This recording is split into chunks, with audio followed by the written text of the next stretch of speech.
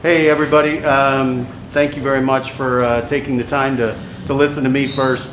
Just want to make a statement regarding Zion Williamson. I know there's a lot of consternation about the fact that he didn't play more, and I wanted to try to make this make sense to everyone. So what happened when we got here was our performance team had a very clear plan laid out for every member of the team. And every member of the team got to go through that plan, and that plan included scrimmage minutes that many of the team got to play. Many of our players were held to 15 minutes or 12 minutes or whatever, not because there's a fixed minute number, but because there was a fixed approach to how they were going to play the game. So everybody got to do that during the course of the scrimmages. Zion didn't get that opportunity. And unfortunately, because of the situation with his family, he was called away, and it was a very legitimate reason to leave. But unfortunately, he's 13 days removed from the group in terms of following that plan after not playing basketball for what amounts to 4 months. So I appreciate the fact that everybody wants him to play 40 minutes tomorrow night. I can promise you he's not going to. No mistakes were made yesterday relative to how this was handled, other than by me, by not coming forward and just expressing this in the clearest way possible. This isn't complicated. There's no media here next to me, so I'm going to pull this down because it's causing me a problem. It's not complicated. So again, he will not play significant minutes in the next game, and he may not in the following game, quite frankly. This is all about the ramp-up time. And he didn't get the benefit of any of the things that his teammates got for those 13 days. So again, this is going to take some time, and I think it's going to take time for him. He mentioned his flow and rhythm. It's going to take time for him to find that. So again, I just wanted to address that specific issue right off the bat. If you have other specific questions, I'll be glad to answer them. Hey Griff, this is Andrew Lopez from ESPN. Hey Andrew. Is this solely a conditioning issue for Zion right now? Sure, and conditioning, I suppose, is a word that everybody uses, but it's really about the ramp up. It's about what our performance team was doing from a load management standpoint for literally every member of our roster. If you go back and look at the box scores from those games, from those scrimmages, there was a reason people played the number of minutes they did, and he didn't get the benefit of that. And unfortunately, with the nature of this setup, with these seeding games, our schedule doesn't allow for us to play 5-on-5 in between. So the only way we can get him that simulation is during those games. And I realize it's really detrimental to actually doing what we're attempting to do, which is make the playoffs. But if we're going to have him at full strength coming through these games, he's got to go through this process. There is no alternative, and there wouldn't be for any other player. Go ahead. Can you hear me? Yeah, Hey, Scott. Okay, David, Scott Ochsner from the Picayune. How you doing, man? I'm just curious. I'm doing okay. I'm just curious, is there any piece of this that has to do with Zion's past, with the injuries that have gone on previously, the ramp-up time that he had before, or is this entirely just anybody could be going through this and, Yeah, no, I mean, literally, maybe other restrictions? Scott, I'm sorry to interrupt you. No, literally, any player on our roster that went through exactly what he went through would be in the same protocol because they missed all of the ramp-up time. This has nothing to do with him being unique in that way. Now, obviously, the athlete that he is, the size that he is, the force and torque that he generates changes the nature of the dynamic because it's him, but it doesn't change that any player would go through this exact same protocol and this same return to play mechanism. And frankly, they have all year. It's been the same return to play mechanism for everybody. What's up, Griff? This is Will Guillory with The Athletic. And you mentioned just the way the format is set up, you won't be able to practice the way you could in a normal regular season. So how do you determine when it's time to ramp him up? How do you evaluate where he is compared to the previous game if he can't go through the normal practice routine you guys had him going through back in January? So we try to simulate as much of that as we possibly can on the side as well.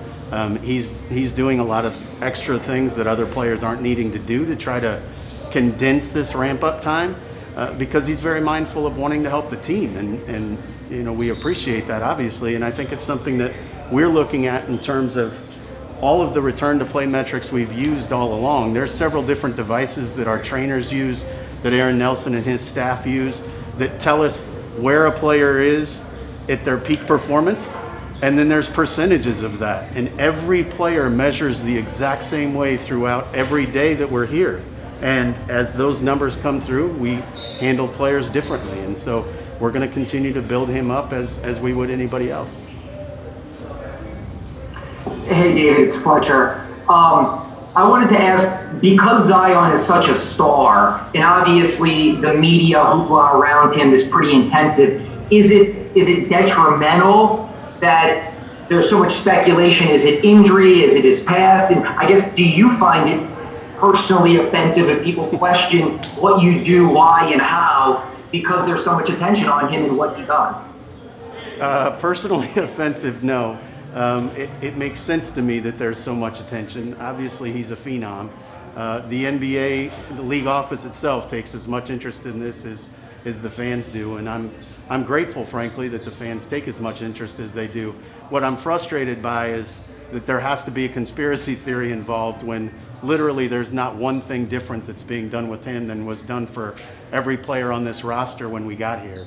And he missed 13 days of what those guys got.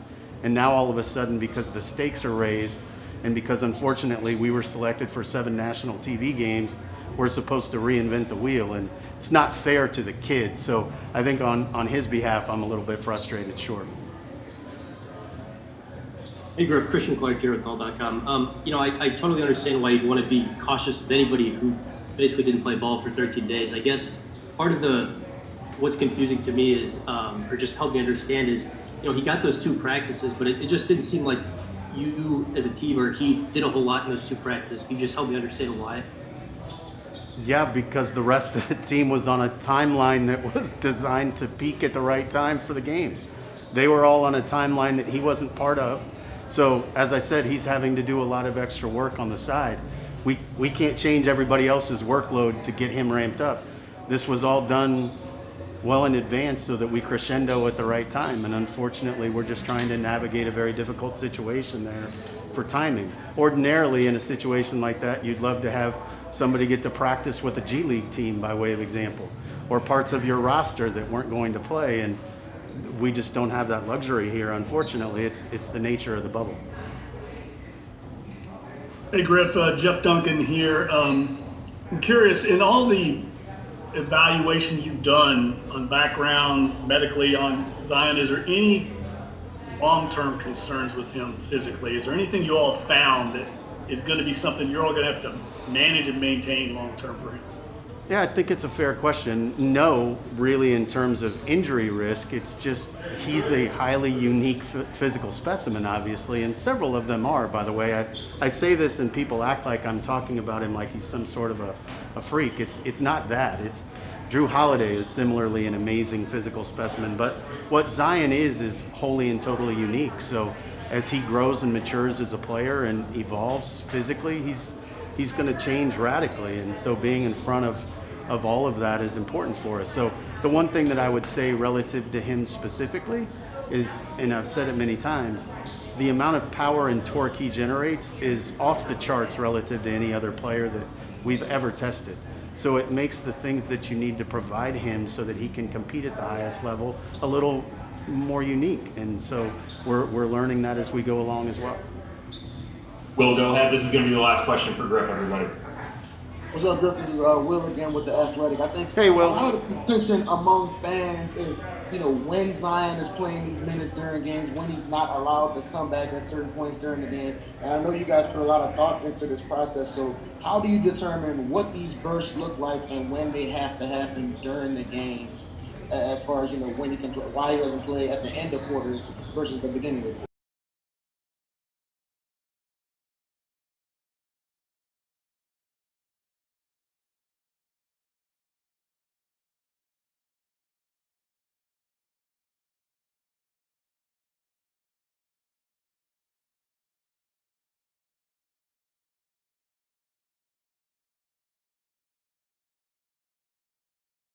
Before he gets on the court, because everything that they're doing sort of is predicated on that. Again, the players have a very clear routine, And so his routine is to get loose at a certain time. So we don't want him to get loose and then sit on the side and wait, because that just isn't conducive to him playing his best.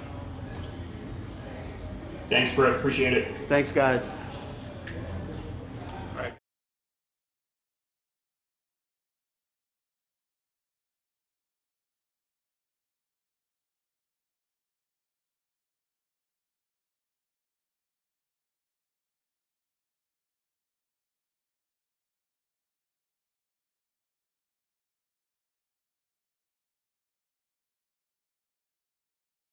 Lead us off, please.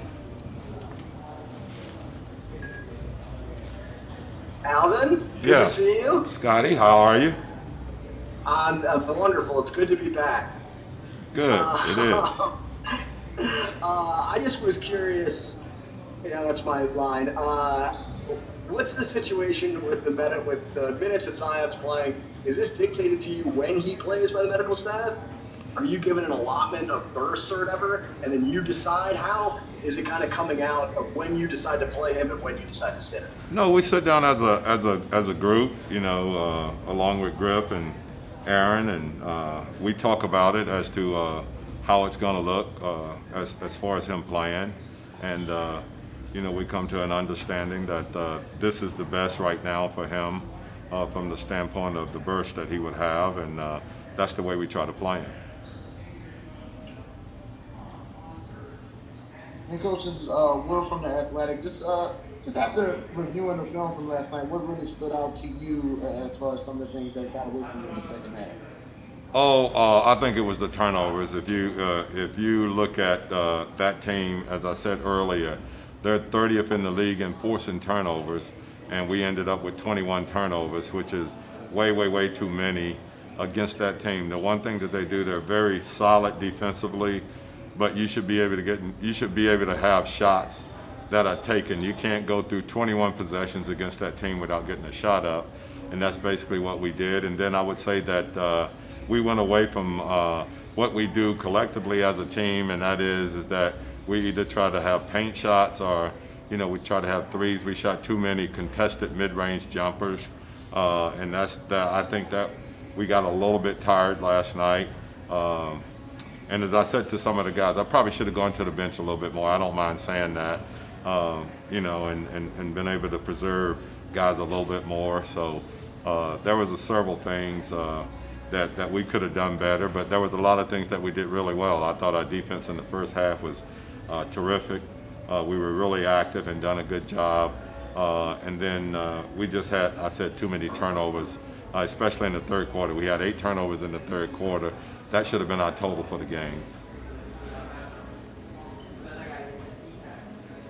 Coach, this is Davide from Italy.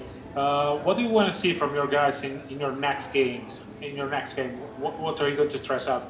Well, Davide, I think the number one thing is that we cannot turn the ball over, especially against this Clipper team. They're a much different team than Utah, in that they're very, oriented to be a running team, and they've got 2 great defensive players out there. They got 3 if you count Pat Beverly, but they got 2 all-star guys out there that are not only good offensive players but terrific defensive players. So we have to take care of the ball, and we've got to be able to try to create offense, and we've got to some kind of way come up with some easy shots. Hey, Coach, Christian Clark here at All.com. You guys were able to get stops in the first half. Second half was a little bit different. Just what did you see in the defensive end from the team in the second half? I think what happened, Christian, really is that we didn't contain the ball in the second half as well as we did in the first half, which created a lot of points in the paint for them, lane shots. I think they ended up with like 56 of their 106 points in the paint. And so we understand that Rudy's going to get behind us a couple of times, especially when you're dealing with, Donovan Mitchell. He's gonna create 2 on the ball situations, and we're gonna have Gobert get behind us a few times. But I just thought overall we could have just done a better job of guarding our position individually and trying to limit the dribble penetration that happened. Hey, Alvin, it's Andrew from ESPN. You kind of mentioned it with kind of admitting that you told on the guys you probably should have played a little bit more guys off the bench last night. Is that something you can look to do to try to balance those minutes out? It seems that that's been a strength for you guys in these scrimmage games, is to kind of use that depth to your advantage. It has been, and like I said, I don't mind saying that I probably should have gone a little deeper on the bench, but we had guys that were playing well, and we just kind of rode with them. But that's the thing as a coach you got to be able to do, is that look in the mirror first and judge yourself. And like I said, what I'd like to see us do is maybe we can go to our bench a little deeper and preserve some of the minutes for some of these starters. Hey, Alvin, Jeff Duncan, I'm curious to know your thoughts on the plus-minus statistic. I mean, last night Zion was... Irrelevant. Yeah, I don't find anything. You can use it to your advantage. You can use it for whatever you want to. Numbers, you can do whatever you want to with them. But I don't look at a plus-minus and say, boy, this guy played really well, or I don't look at a plus-minus and say, man, this guy was really poor. So I think that's just one stat that you can judge something with, but I don't think it's like cut and dry 100% that you can look at that stat and say a guy played well or didn't play well. Hey, Alvin, you mentioned situations where you have two on the ball with Donovan Mitchell perhaps going downhill. I noticed you guys were dropping your bigs back maybe a little further than earlier in the season. What do you like about that look, and is that something that was specifically maybe for the Jazz to avoid the way they play, or do you hope to continue that going forward? Well, first of all, we've been doing that quite a while now, dropping our big back. So it wasn't anything that we did specifically for the Jazz or anything, but we found that our big guys have been very good as far as dropping back and playing too. And we changed that, probably 20 games into the season, 25 games into the season. So I think we've been pretty good at it. As I said, yesterday, I don't think that our defense was the thing that lost the game for us. As a matter of fact, I was pretty happy with it for the most part.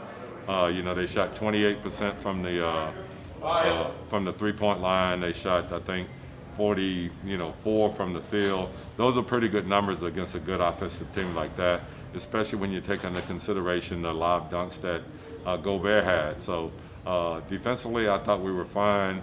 We just got to make better decisions, better shot selections, and then we cannot turn the ball over. I think that's what it comes down to.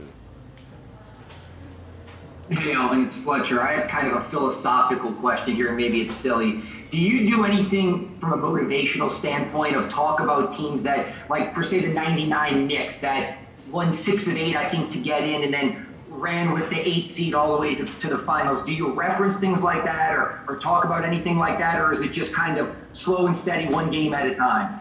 Well, I think what you have to do is that, I don't know if we're in a position to say one game at a time. I mean, I think we've got to look at the big picture, and the big picture is that we have 7 games left to play, and most of those games really all of those games are going to be like the 7th game for us. So we have to approach it that way, knowing that we need to win those games, and that's just part of the thing of being in a competitive situation and having only a few games left. So no, we have to approach it in that, we're playing the 7th game against the Clippers. We're going to be playing the 7th game, against all the other teams that we're going to be playing. And most of those teams are teams that we're trying to chase or catch or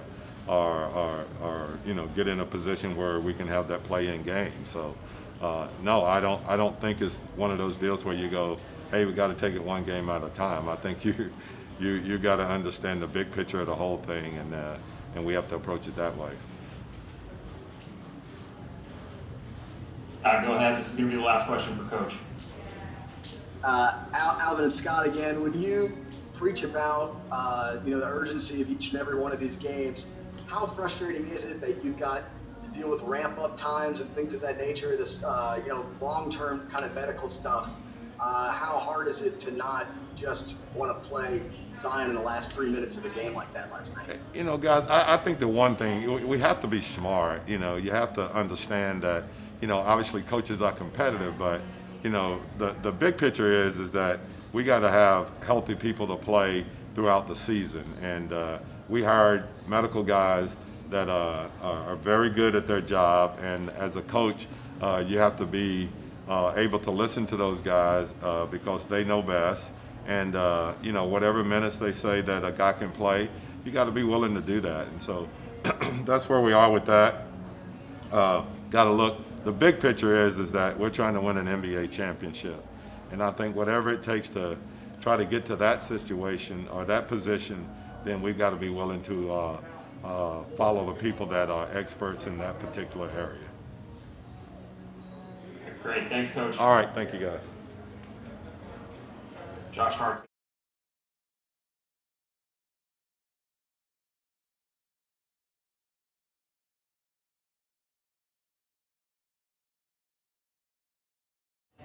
Nice hat. Andrew, you can lead us off. Man, got rep Franklin's brand, man. Hey, don't even know what they I can think say. everybody's repping Franklin's brand right now. Hey, it's Andrew from ESPN. Red Roses. Obviously not the results you guys wanted last night, but what did you guys like from what you did on defense as a whole throughout the game?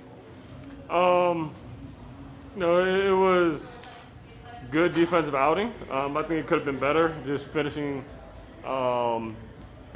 possessions with rebounds. I think they had 13 plus offensive rebounds that we probably could have did a little bit better. But first seed in the game, I think we did well defensively, and we just gotta take that momentum on the defensive end, into the game tomorrow. Scott, go ahead.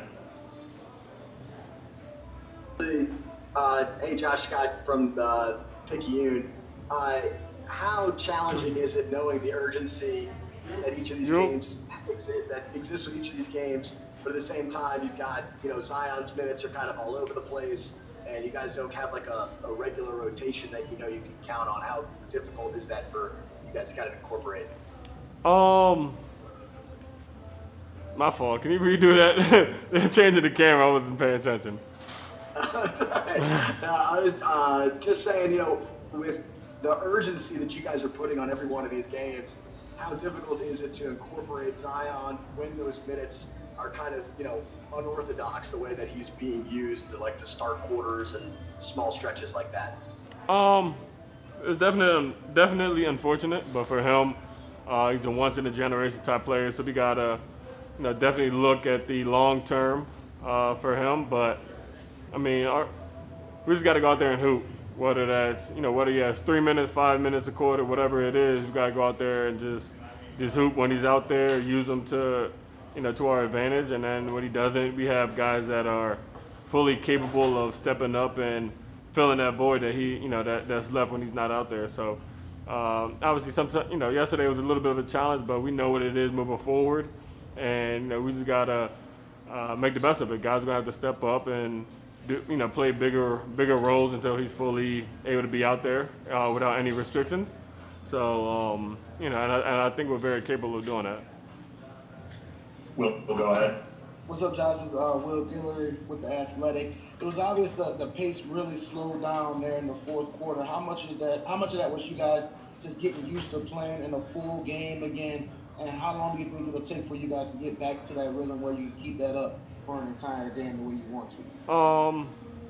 Part of it definitely, just kind of playing a full game. Obviously preseason or exhibition, scrimmages, whatever you want to call them. We weren't doing that, and we haven't done it for 4 months. So I think part of it was definitely kind of getting used to playing a full game again. And, the clock is ticking, so we can't make any more excuses. We got to just go and make things happen, especially in the fourth quarter, pushing the pace. That's what we do well, and that's what we got to do. You can't. There's no time for us to be like, we got to kind of slowly get back into it. We're not third, fourth, or fifth seed in the West and be able to just kind of slowly ramp up. We got to, hit the ground running, and we got 7 more games to get into the playoffs. Hey Josh, Christian Clark with Null.com. Kind of in that same vein, I mean, this is such a unique situation because you've had the 4 months off or whatever, but there's just no margin for error really. I mean, how difficult is it operating, knowing there's no margin for error, but you're just not this sharp because you haven't played. I mean, nobody is. I mean, we dug our own grave in that sense. I mean, we didn't start the season off well. We had a 13-game losing streak, and if we won 5 of those games, we'll be in control of the 8th seed right now. So, it is what it is, and we know that. We know there's no excuses. That we got to go out there and just hoop, no matter what. Teams have the same problem we had. A lot, all these other teams haven't been playing for the last 4 months. They haven't been playing 30. The main guys haven't been playing 30, 35 plus minutes. So we're all in the same boat. So there's no room for excuses. We just got to go out there, play our game, and we got to want it more than these other teams. We're fighting for something that we really want, and if we really want it, we got to go out there and do it, and not make any excuses. Anything else for Josh? All right, great. Thanks, Josh.